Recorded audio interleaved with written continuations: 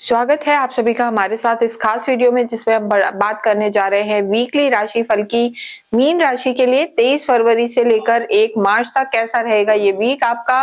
और देखिए, जब भी साप्ताहिक राशि फल की बात करते हैं, चंद्रमा बहुत ज्यादा इंपॉर्टेंट होते हैं। चंद्रमा इस पूरे ही वीक वृषभ में रहेंगे, मिथुन में रहेंगे और उसके बाद वो रहेंगे कर्क में। तो यहाँ जो स्थिति बनी हुई है, चंद्रमा जब भी चौथे घर 8वें या 12वें में आते हैं तो कमजोर हो जाते हैं।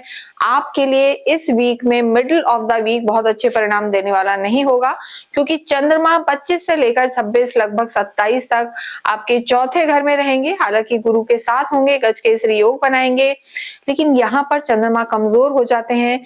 तो कोई भी इंपॉर्टेंट डिसीजन आपको करीबन 25, 26, 27 को नहीं लेना, स्वास्थ्य का भी ध्यान रखना है। और इस पूरे ही वीक में पंचग्रही योग बना हुआ है। 12वें घर में आपके 5 ग्रह हैं। 23 तारीख को यानी वीक के शुरुआत में ही मंगल जो उच्च के चल रहे थे 11वें भाव में, तो प्रवेश कर गए हैं आपके 12th हाउस में। मंगल दोष तो बनेगा, साथ ही साथ प्रॉपर्टी से रिलेटेड अगर कोई काम है तो वहां भी आपको संभल कर डिसीजन लेना है। लेकिन विदेशों से यहाँ पर फायदा हो सकता है। व्यय भाव है, विदेशों का हाउस है, तो यहाँ पर अगर आप किसी भी रूप में एक्सपोर्ट इंपोर्ट से जुड़े हैं या विदेशों से लेना देना है, विदेश जाना चाहते हैं चाहे घूमने या पढ़ने, तो यहाँ पर सफलता आपको मिल सकती है। स्वास्थ्य की अगर हम बात करें तो यहाँ पर थोड़ा सा ब्लड प्रेशर को लेकर ध्यान रखने की जरूरत है। इनडाइजेशन की प्रॉब्लम भी हो सकती है। बुध भी आपके 12वें घर में है, तो खाने पीने का ध्यान रखें और बाहर के खाने को अवॉइड करें। साढ़े साथी का फर्स्ट फेज पूरा हो चुका है, सेकंड फेज चल रहा है, यानी साढ़े साथी का अगर हम देखें, शनि आप ही की राशि से गोचर कर रहे हैं, तो सेकंड फेज यानी आप ही की राशि में शनि विराजमान है। तो यहाँ पर थोड़ा सा मानसिक तनाव भी रह सकता है। और 26-27 को स्वास्थ्य का खास ध्यान रखें। चंद्रमा की स्थिति नाजुक रहेगी, कमजोर रहेंगे, ओवर थिंकिंग में ना जाएं। लव लाइफ की अगर हम बात करें तो देखिए, चंद्रमा आपके पंचम के लॉर्ड हैं। 5th हाउस से देखा जाता है कि आपकी लव लाइफ कैसी रहेगी काल पुरुष की कुंडली से। तो आपको बीच में आर्ग्यूमेंट से बचना है, यानी 24, 25, 26 तारीख जो है यहाँ पर आर्ग्यूमेंट्स में ना जाएं, वो आपके लिए बेहतर होगा। इसके साथ ही मंगल की जो स्थिति है, मंगल आपके पराक्रम को देखेंगे तो बीच बीच में कॉन्फ्लिक्ट आपकी लव लाइफ में नजर आ रहे हैं, तो आर्ग्यूमेंट्स को आपको अवॉइड करना है। वैवाहिक जीवन की अगर हम बात करते हैं तो बुध लॉर्ड है, वो भी 12वें घर में है। देखिए, इस समय बुध आदित्य योग तो बना हुआ है, लेकिन साथ में राहु और मंगल का विस्फोटक अंगारक योग बना हुआ है। तो सडन चेंजेस आपकी मैरिड लाइफ में भी आ सकते हैं, या अचानक से कोई विवाद बढ़ सकता है, क्योंकि मंगल दोष जो है, मांगलिक दोष जो है बना हुआ है। तो ऐसे में आर्ग्यूमेंट से आपको बच के चलना है। लेकिन जिन लोगों का विवाह नहीं हुआ है, मंगल और शुक्र उनके रिलेशनशिप के लिए अच्छे हैं, यानी जिनका विवाह नहीं हुआ है उनके लिए अच्छे प्रपोजल्स आ सकते हैं, बात आगे बढ़ सकती है। लेकिन ये वीक हम कहेंगे बहुत ज्यादा स्ट्रांग नहीं है, इसलिए नई चीजों, नए फैसलों या नए रिश्तों को इस वीक में आपको अवॉइड करना है। आने वाले समय में आपको डिसीजन लेने हैं।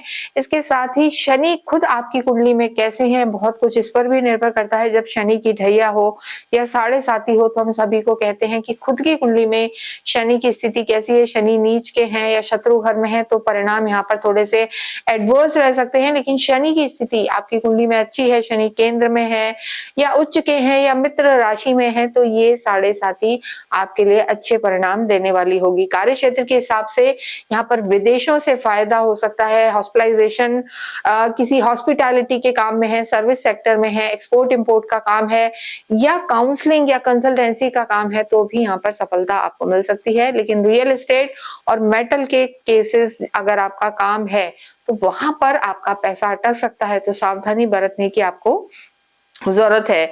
विद्यार्थियों के लिए समय अच्छा बना हुआ है, लेकिन मिडिल ऑफ द वीक थोड़ा सा डिस्ट्रैक्शन रह सकता है, क्योंकि चंद्रमा थोड़े से कमजोर रहेंगे। तो ओवर थिंकिंग से बचना है और फोकस्ड रहना है।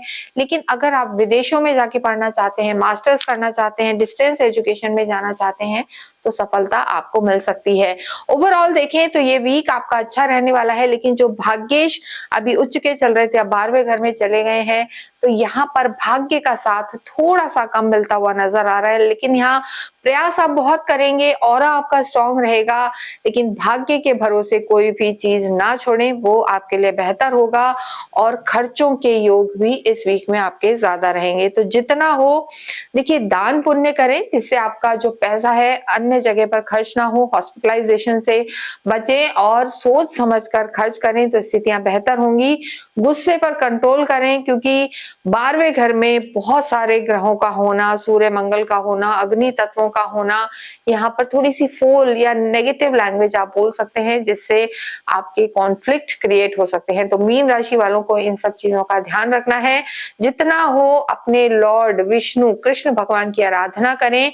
जो बीज मंत्र है ओम ग्राम ग्रीम ग्रॉम सा गुरुवे नमः, इसका जाप करें। विष्णु सहस्त्र नाम का भी आप पाठ करें और इसके साथ साथ अगर हो पाए तो मछलियों को जरूर दाना डालें। इसके साथ ही इस वीडियो को हम यहीं समाप्त करते हैं। कमेंट बॉक्स में ओम नमो भगवते वासुदेवाय लिखें। Thank you.